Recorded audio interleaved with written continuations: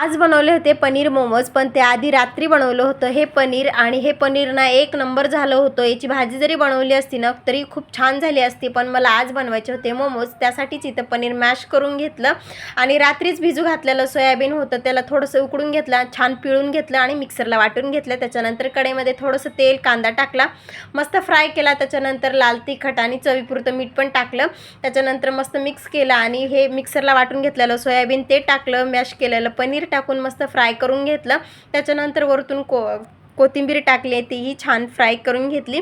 आणि रात्रीच पीठ चुरून ठेवलेलं होतं मैद्याचं, कारण हे जो व्हिडिओ आहे ना तो लक्ष्मीच्या दिवशीचा आहे, आणि त्या दिवशी मी करंज्या बनवायला घेतल्या होत्या, पण त्यातलं थोडं पीठ उरलं म्हणून मी सकाळी मोमोज बनवायला घेतले होते. तर मस्त असे मोमोज तयार झाले होते. तसे आम्हाला आज फ्राय मोमोज खायचं म्हणून इथं मस्त फ्राय करून घेतले आणि वरतून पिरी पिरी मसाला टाकला. खूप छान झाले होते, नक्की ट्राय करून बघा.